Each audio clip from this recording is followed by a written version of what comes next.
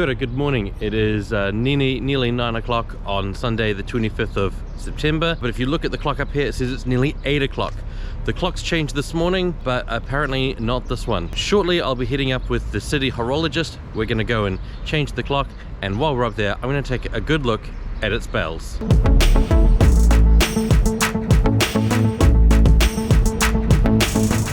We'll also be visiting the art gallery clock as well.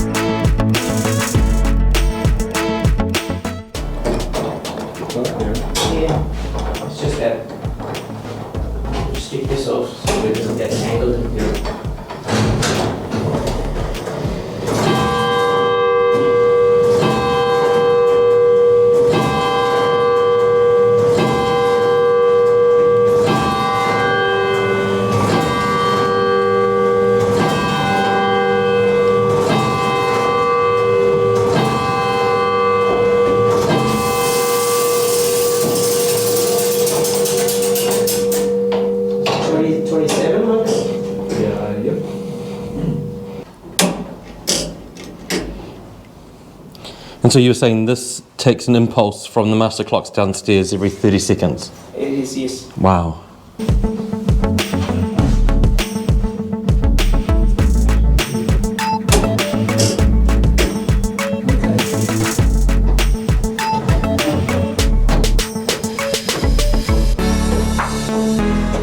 Gillett and Johnston. Gillett and Johnston? Yeah. From Croydon? That's right, yes, in the UK. So this spells from 1911? Yeah. So the whole system's from 1911? I would say so. Wow. This one is a bit younger compared to Art Gallery one. Art Gallery is 1894, I think. 1894, wow. Yeah, there you go, you can hear it. We see it through the louver. So that's the Art Gallery clock. So that chimes as well. Right. And chime as well as strike. This one only strikes. It does not chime. But you've got a an electric winder, right? Yes, for both of them. This one as well as that. So they're not manually raising the counterweight back up? Not. No. So it used to be a crank. It's still there in the art gallery. So it used to be you just manually wind the weights. Oh up. wow. No pressure, right? It's just a very public job. It is. Yes.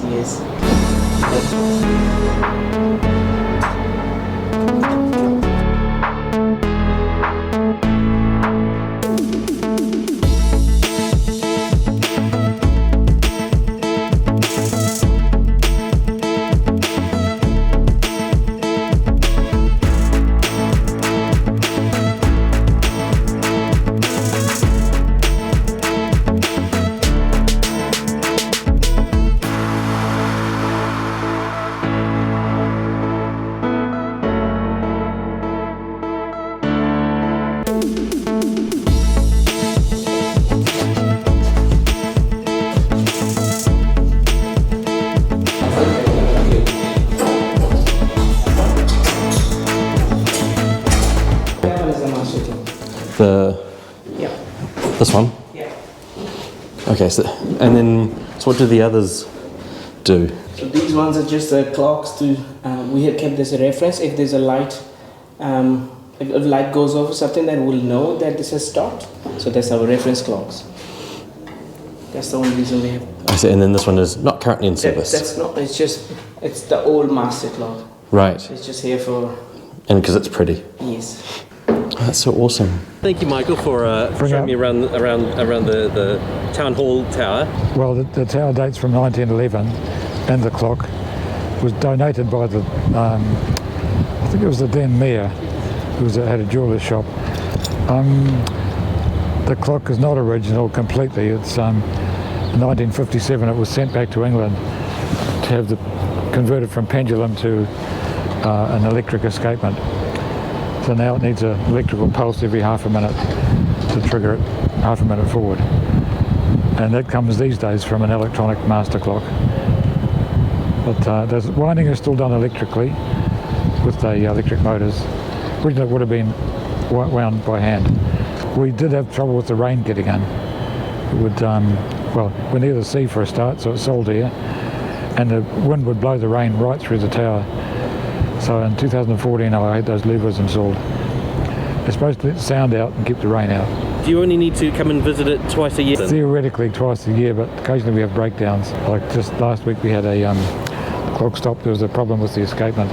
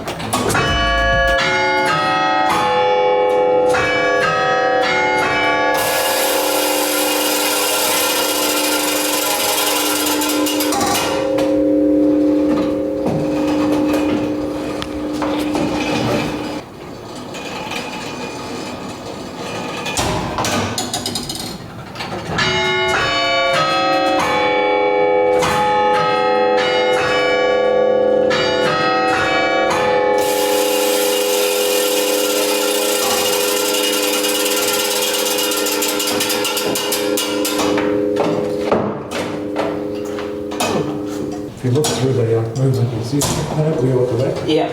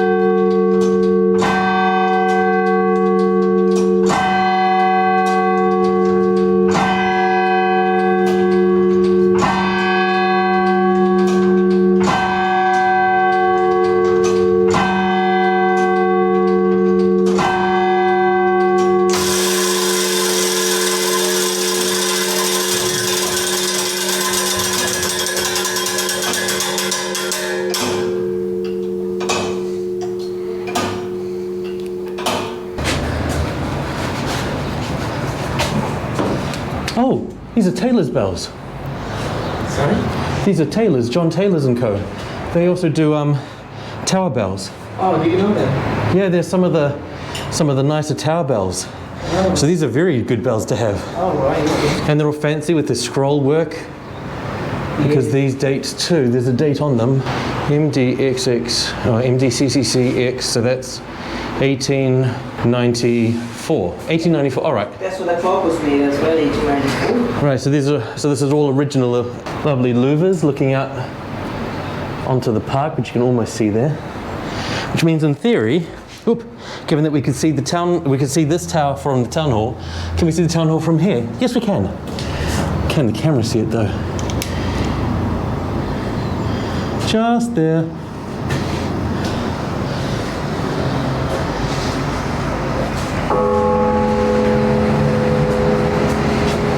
And these are looking really good nick too. Yeah.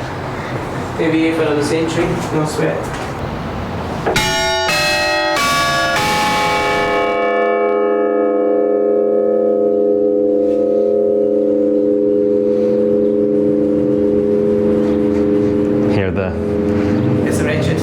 You're hearing the flywheel ratchet going. Yeah, just... Oh. Thank you, Michael, for showing you around also the art gallery tower and clock right here. Okay, so the clock dates from 1894. It was made by Little Johns in Wellington, who made a whole series of tower clocks for post office towers around the country. And this was one of two which were their best model, most deluxe. The other one is in Invercargill. Definitely a reason to go to Invercargill then. Exactly, yeah, it's in the town square. This is all original. No electrical gear apart from electric winding. Which we can see just here. And the beauty of this is it doesn't change the structure of the clock. A lot of new winding systems mean you've got to change gearing in the clock, but this is all just a bolt-on. Just replaces the manual person to wind it. I did a big upgrade on this clock 10 years ago as part of the building restoration. The whole long list of things that were improved. And now a slightly controversial question. Yeah. Of the two, which is your favourite? Probably this one. This one? Yeah. Same Auckland Art Gallery clock. This one? Yeah. And you've got all the chimes as well as strike. Yeah, so it's a beauty. And the escapement is still original. It's a 3-lead gravity escapement, and which is not very common. But so yeah, it is favorite. So this is also kind of like a nerd's clock too. It is, and it's a really good timekeeper. Michael has done an outstanding job in the last many years to keep it in a very good nick.